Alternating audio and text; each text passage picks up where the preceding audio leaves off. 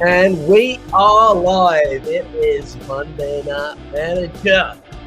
We're back for episode number 2. And now that I've figured out the platform and the software better than ever.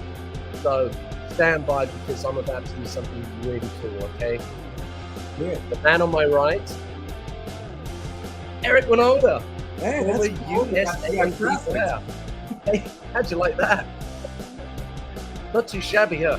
Very good. I haven't figured out how to mix the music yet, so let me. It's okay. But I'm a former a lot of things, so that's.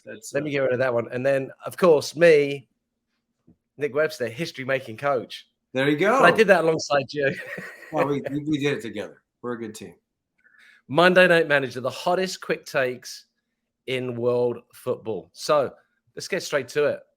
You ready? First, let's see it. What we got? All right. Boom. Oh, we got to get rid of that one, though. Hang on. LAFC does the double. So I've got some thoughts on this. Let's go.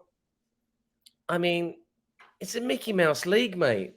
I mean, 3-3 in a final. I mean, you got that old man Gareth Bale coming on at the end to like score the crazy equalizer. I mean, what on earth is going on in MLS where you can have just a wide open game for the biggest title of the season? It just doesn't make any sense to me.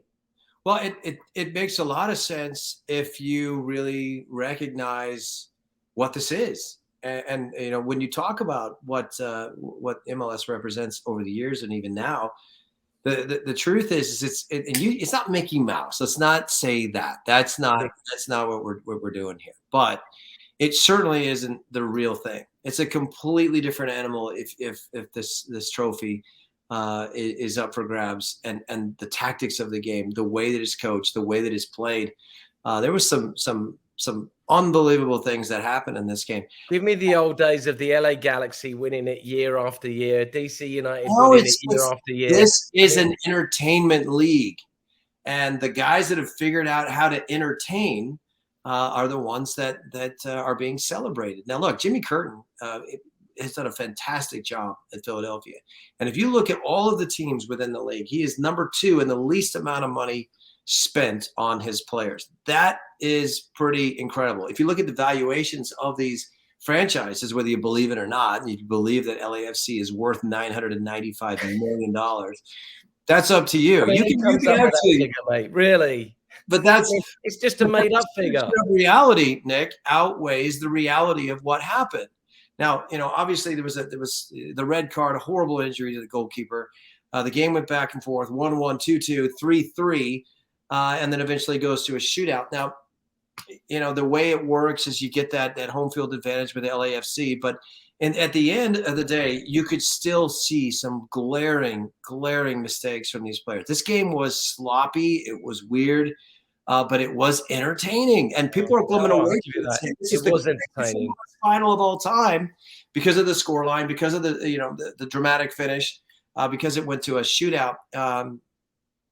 And Gareth Bale, I mean, God bless him, man. The two guys, McCarthy, the goalkeeper, and Gareth Bale are the two guys that had the least amount of minutes played this season, and they're the heroes. And after it was all said and done, they gave it to McCarthy, the goalkeeper, who came in the 117th minute, Nick. He came in, made it, gets immediately scored on, but then saves 2 shots, and Gazdag put one over the top. He slipped and fell on his first penalty attempt, and they gave him the MVP trophy. So yeah, I mean, so that just goes to show that it is complete and utter Mickey Mouse. All right, next topic. It's yours. Those are your words, not mine. Those are your words, not mine. But I will say this: it certainly was a dramatic ending, and God. I mean, Gareth Bale. I mean, what can you say? You played 17 minutes this year, and you're the hero. All right, so let's take a look at number 2. How long is it going to take for El Cholo? El Cholo is, as we all know, Diego Simeone. He is at Atleti. Let me ask the questions this time. It's not going well for him. There's an 8-point gap now between Barcelona, who is now taking the lead with Real Madrid's loss today. What are we looking at? This is one of the longest tenures in the game. He's the highest paid manager in the world. How much longer does he got, Nick? He should be on thin ice. I mean, you're right. He's been at Atleti for so long. He's done magnificently. He's won league titles. He's taken them to Champions League. But you know what? Everything comes to an end in football management. And I can't believe that he's been given the amount of rope that he's been given. Because to be honest with you, since they won the title during COVID, Atleti have been very, very poor. And I think Simeone's shtick is getting pretty old. It's time for him to, on your bike, mate. But I mean, look, he's high. Obviously, he's made more money than anybody. If he's made more money than you, that's for sure. Oh, he's made more money than everybody. But where does he go? Like, if let's say this is the end of the rope, let's say it's time to say goodbye. Hey, he goes to Southampton, prove himself in a different league. Oh, he wouldn't know what to do with that, would he? I mean, I don't know. Maybe he would, but it's one of those things that would be one hell of a welcome. Isn't he the one that got Beckham thrown out of a World Cup? I don't know if that if people still remember that, but that was certainly. I remember that, and he's a very naughty Argentinian, up to dirty tricks. But I think you've got a story about El Cholo as well, haven't you? Well, yeah, we played against each other in the 1995 Copa America, and he had a big mouth, and we ended up getting into an altercation before the game, and I think Passarella was so upset with him that he took him out of the starting lineup. That's my recollection. It was literally, I heard you nutted him, mate. No, there's a bunch of things that he said about my mom that I'm not going to repeat, and that's just, it was like, we're gonna get you, and we just ended up going down the steps and having a word. We ended up winning that game 3-0. I will say this about Simeone though: after that game was over, it wasn't all piss and vinegar. He was a man about it, shook my hand and with a smile and said, and almost as if to say, enjoy this. But we're coming for you next time. But I did have a tremendous amount of respect for his game. He really was a fighter, and he left it all on the field. But right. Going back to the point, I think you're right. I think he should be on thin ice. I think they need a new direction. But they need a new where are they going to go? Like, wait, where's he going to go? That's one thing. But why? Why? Because he's having a bad year. When you've been somewhere for 12 years, it's 6 months seems like 6 minutes. Hey, we'll have a drink to him, and I would mention the name of the tequila, but we haven't yet got a sponsor. So if any of you are out there, we're ready. Okay, let's wrap that one up, and we are ready for the next. Let's see what we got here, Eric. Oh, boom. Simply the best. Mo Salah. You know what? I gave him a hard time last week because he signed this fat new contract. He's on like £500 billion a week. And he turned it in, but he proves that class is permanent. Form is fleeting. Well, listen, I've got to say, I really do think he's the best goal scorer outside of Haaland in the world. Oof. Isn't it great though that we're doing this? I think that we're moving on from Messi and Ronaldo. That we're getting closer and closer to closing that book and starting a new. The only problem with Mo Salah and is the fact that he's been a part of that era. He was right in the middle of it. He's already been compared to Messi, and he fell short. But now that Messi and Ronaldo are out of the picture, and it's really about, in my opinion, three guys: Mo Salah, Haaland, and Mbappe. Those are the three that everybody wants to talk about. Neymar is also a guy that he falls into that category of was just lost out to comparison. And simply the best? No, you can't go there. But he has had moments that he's proven his quality. He has this unbelievable fit. I mean, his time at Roma, his time at Chelsea. Roma was okay. Chelsea wasn't good at all. This place suits him. This works for him. And I think it's really, in my eyes, it was a matter of time until they figured out how they were going to play without Mane. And now it's all, I mean, it's I've really got to say, though, that his mate that he's cuddling right there, Nunes, bit of a bust so far. Sorry, mate. He's a bit of a bust. No, he's not. He's not. Look at some of the decisions he's making lately. He's going to go in the box. He doesn't panic. He doesn't snatch at it. He finds his man like he did this past weekend. This is a partnership that we're going to see grow over the course of the next couple of years. Look, he's got the big contract. Yeah. Liverpool. See, the graphic says it all. Bit of a bust. No, it's not a bust. I disagree completely. You got to give it time. Look at what's going on with Liverpool. Liverpool was bought by the Fenway Sports Group for $300 million. It's being valued right now at $4.5 billion. And do you know who's doing the valuation? The guy that made the valuation for LAFC. Next. No, Here we go. No, blame it on Bowley, man. Bowley bought Chelsea for 4.25. And Liverpool's, been on the end of a great run, so that number's going to get higher. Potter and Arteta, take it away, mate. All right, so look, Potter, Arteta, Arsenal. This is your team. I'm outing you as a gooner right now. But is Potter the real deal, or is he just the one who should not be named at this point right now? He's turning into Harry Potter, not Graham Potter. I don't like him. He lost out on his tactics, and Arteta got the most of him at Stamford Bridge this past weekend. What's your take? Do you like Potter? Is Potter ball something that you want to watch, or did you really celebrate this victory for Arsenal? No, you know what? I am English through and through, and I'm delighted that English managers are now being given a chance to manage some of the biggest clubs. I mean, it's got so old over the last 10, 15 years that an English manager couldn't manage a top four club.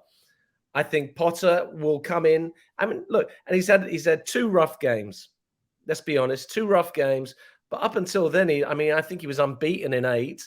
So I think that Graham Potter is a bright young manager. Yes, cliche, but he knows what he's doing. And as you've seen many times before, it does sometimes take time for your ideas to bed in. And let's be honest, Chelsea have been a dumpster fire ever since, the Ukraine war, Abramovich leaving. I mean, there's so much turmoil going on within the club. I think Potter is going to be that stabilizing influence, and he's going to turn the Blues around. But look at what happened. But look at what happened with Tuchel. Tuchel didn't get on with the upper brass. They wanted somebody who was committed to their long-term vision. They gave Potter a 5-year deal. Now, what I would say is this, is what they're going to find out in the course of the next maybe 6 months to a year, is every good manager sometimes has some brilliant assistants. It's like in the NFL. You have an offensive coordinator and a defensive coordinator, and the reality is those were the real geniuses, not the guy that was getting the headlines. That's what's going to happen with this guy. I think Brighton's going to be just fine without him. And I think it's because of the staff that he had that he didn't bring with him that's going to be able to make it work over there. He has basically become a baseball manager that's going to have to follow the analytics. He's going to have to follow the metrics. They're going to tell you what the percentages are and which players are going to play, and you just stand on the sidelines and point every once in a while. I don't think this is real. I don't think Potter's real. I don't think he's a good coach at all. I think this is going to fall apart in 6 months. Pep Guardiola. All right, your turn. Your turn. Now, is Pep lucky? Pep is lucky. Let me give you the question, and I'm going to phrase it. This was mine. I'm saying that Pep is lucky. He's lucky because he's landed everywhere he's gone. He's landed at the best club in the world at that particular time. Barcelona, Bayern Munich, Man City. I would love to see what Pep Guardiola would do at Southampton. I think Pep Guardiola would struggle. And he's a lucky boy that he's got Haaland, who comes in and saves his blushes against Fulham of all teams. Come on, Pep. You're better than that, son. All right, listen. Here's why he's lucky. You know why he's lucky? Is because Liverpool got Real Madrid and PSG got Bayern in the Champions League draw. And everybody is saying, if this guy is ever going to really be the one and all the things that he was supposed to be, and he doesn't win it with Man City this year, it was already set. The table was set with Haaland coming in with the squad that he has, coming off of a fairly good year. They win it all, and I'm calling it a fairly good year. This is a scenario where you now know that PSG, Bayern, Real Madrid, and Liverpool in the Champions League, 2 of those 4 are going to be out of the competition because of this draw. You want to talk about luck? That's luck. So Pep is lucky, and Bruges gets Benfica, and because PSG falls out on this scenario of everything with Benfica was in line, and they had the exact same stats. And there's a technicality that puts PSG in second place. The draw doesn't go anybody else's way but Pep's. Yes, he is lucky. If he doesn't win the Champions League this year, then he's not what we thought he was. As good as he is, with that much money, man, come on. You know, try and do what Eddie Howe's doing with Newcastle. Do that. That's and then I'll be impressed. He's lucky that I'm not his fashion guy, because honestly, those jeans, I mean, they're not cool anymore. He's really got to learn something. All right, take it away. They were fantastic. All right. Here's my question to you. Isn't this my turn? It's my turn. Yeah, it's your turn. Yeah. All right. So can he be special again? You know, it's funny. It's funny because we were talking about it today, because Porto's playing against Inter in the Champions League. So those two were drawn together, and I couldn't help but think of this man. He's going through a tough spill. He's changed. That's what I see in Jose Mourinho. He's changed. He's no longer a manager that's a player's manager, that he always backs his guys. Man, he's the one that coined the phrase park the bus. He's been throwing his guys under the bus lately. So you answer that question. Can he be special again? Does he have to go back to who he used to be, or does he still continue to be the grumpy old man telling people to get off his lawn? Well, I think he is what he's become. He's the grumpy old man. Yeah, and to me, it's a tragedy, because I was in love with this guy. I thought that he was a breath of fresh air when it came to football management. Yep. He had ideas that were revolutionary at the time, and I think, as you rightly pointed out, he was the quintessential players manager, and they loved him, and they would die for him, and they would do anything for him. And that's not the case anymore. I don't believe he can be special again. I think that, and I hate to say it because I've been a big fan of Jose Mourinho and his principles, but the sell-by date, it's in the rearview mirror. Well, let me ask you this. If we go from this lens and we say World Cup is over, U.S. national team parts ways with Greg Berhalter, is this guy an option? Cool. Think about it. It would be spectacular. Well, so it slides right into the next thing. The new special one. Maybe. No, but look, I mean, the new special one. I mean, think about this. And I look, and this is not even a stretch, Eric. In 2004, when Jose Mourinho came to Chelsea, he was given a budget that was mind-blowing by Roman Abramovich at the time. Mm-hmm. Eddie Howe has paid his dues, much like Mourinho did at Porto. Eddie Howe paid his dues at Bournemouth, amongst many other clubs. And I think we're now beginning to see what a very good manager he is. He's English. He's been trusted with a big club. I think Eddie Howe has all the talent and all the potential to be the new special one. And you love English managers, so this fits right into the category of what you would really be wishing for. You don't want to celebrate the Jose Mourinho. Square peg in a square hole. Or the Arsene Wengers or the Pochettinos of the world. You see what Unai Emery is doing now at Aston Villa. It's always got to be a foreign accent, and those guys are the experts. I love this guy. I like Eddie Howe for a lot of reasons. I did have to give him. You're meant to disagree with me, Eric. You're not meant to agree with me here. No, hold on. I'm getting to it. But there's no way he can handle it. He's already had a couple of moments where it's very clear it's just his first time at the big table, and he says some things that doesn't really understand. Is he the special one? Can he manipulate the media the way Jose Mourinho does? Can he actually have the forethought and the personality to do the crazy stuff that Jose Mourinho would do that would actually throw the other team completely off? Is he the kind of guy that can take all of the weight of the problems, all of it, and then go into the locker room and have a completely different message for the Trippiers of the world and the Almirons and the Wilsons of the world? Is he a guy that can actually inspire people to be better than what they are? Yes. But is he going to be special? Let's think of another word, man. It ain't special. It ain't. It's special.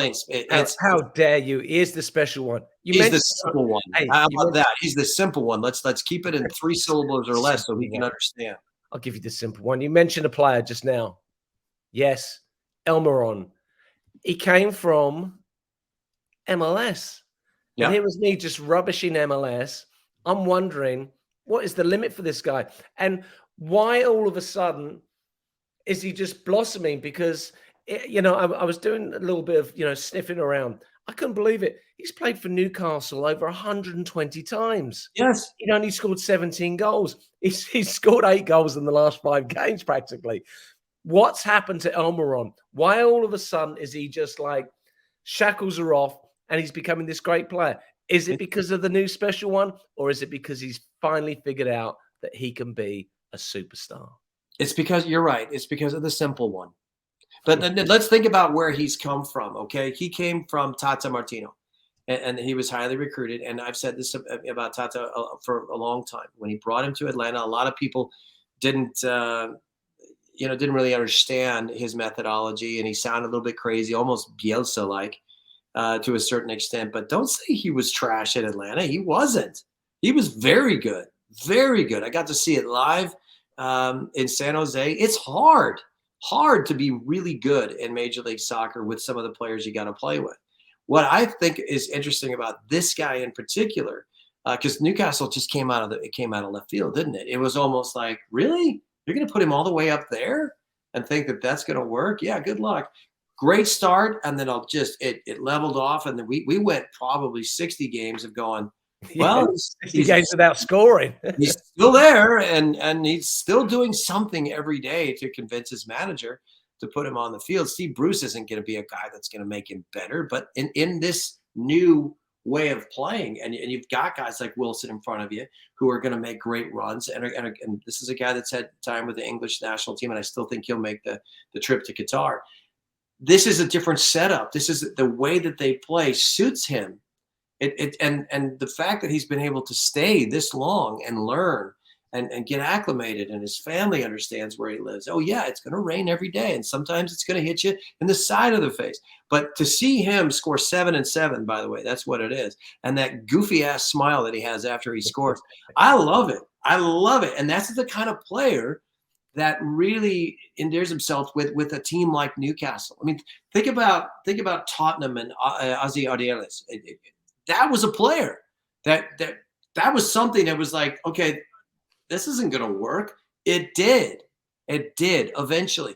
And if you go through the history of someone like Ginola, who was amazing at Ginola. But or even someone like Cantona at Manchester United. I'm not comparing the two, but what I'm saying is sometimes you find a home.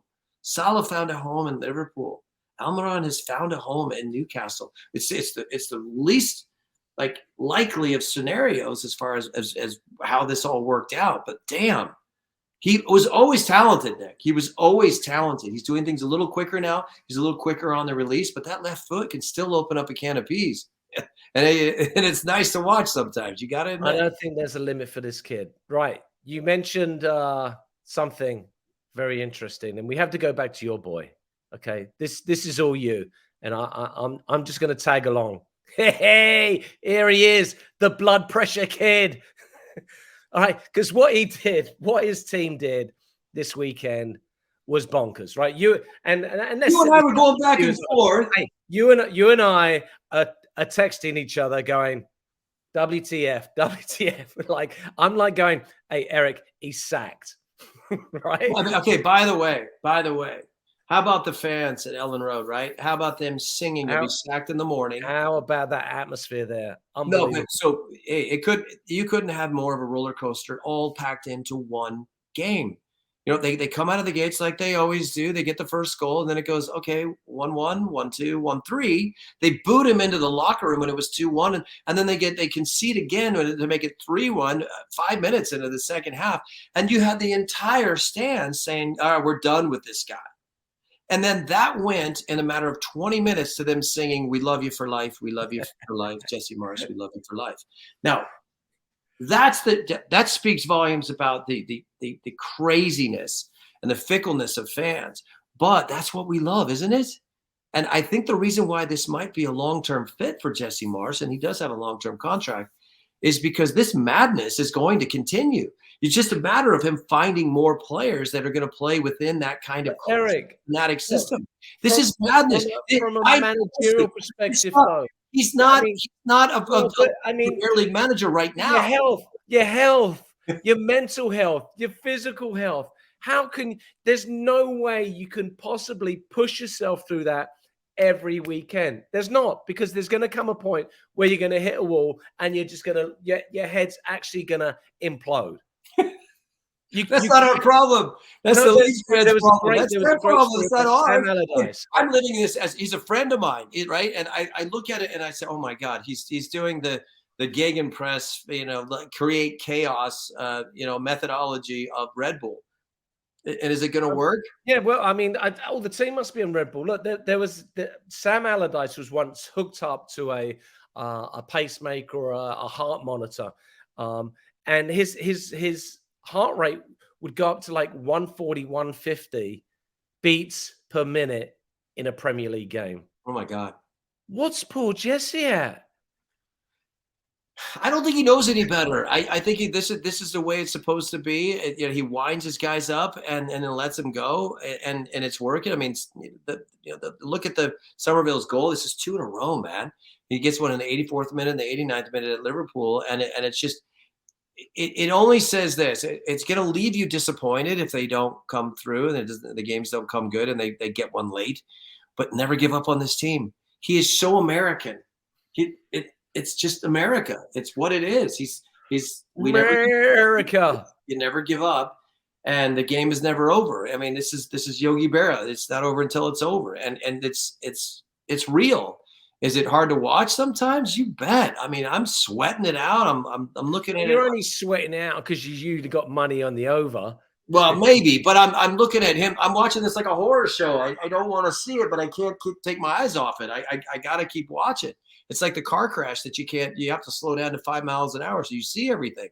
It's a tough watch, but I mean, let's see how this plays out. He's got a couple of tricky games. I think they got Wolves in the cup, and then they've got Tottenham before the break. So, I mean, if you're ever going to play Tottenham, you think Pep's lucky. This guy's lucky. This guy fell out of a ship and landed in a boat, and I don't know how he does it. Last topic. Oh, goodbye, PK. Goodbye. All right. Interesting one for me, right? Still young enough to play. He dumped Shakira. I'm still, a little bit annoyed about that. No, he didn't dump her. She dumped him. Let's keep going. No, what? Now you're obviously not reading the same tabloids I'm reading. About people's moms? Is that what we're talking about? No. Well, normally you got to watch out for your daughters, but this guy you got to watch out for your mom. I don't know where you're going with this. I mean, we don't need look. It's always the same with beautiful women. I mean, you see it from the outside, and she's amazing. We don't know what it's like to live with her. We don't. So I'm not even going to pass judgment. I'm a man that's been already divorced once, and I understand how that all happens. And I have 6 children. So, if I get divorced again, I'm going to end up with 9. So I'm going to try and prevent that from happening. But his scenario is built for MLS. I mean, let's face it. Look at the guys that come over here and how old are they when they come? I mean, it started really with Beckham, but Beckham was only like 32. But then it was Lampard, 35. It was Wayne Rooney, 34. It was Steven Gerrard, 34. It was Zlatan, 37. It was Thierry Henry, 36. Come on over, buddy. We'll find a spot for you. Higuain just lost his job. I mean, why not? I mean, this is not PK. hard to get a job over. He didn't retire. This is a Favre. This is a Tom Brady. That's what this is. I quit just to get out of the contract so you can go retire in America. You're not fooling me, buddy. Goodbye, PK. Hello, MLS. Eric, that's all we got time for. I think it's time for some play-out music, maybe some rock. Right, here we go. And we'll be back next Monday, 6 p.m. PST, 9 p.m. Stay lucky. Hey, this has been Monday Night Manager. And let me quickly ID you, Eric, because you deserve it. There we go. Eric Wynalda, former US community. And Nick Webster, history-making coach. we'll see you all next Monday. Bye for now.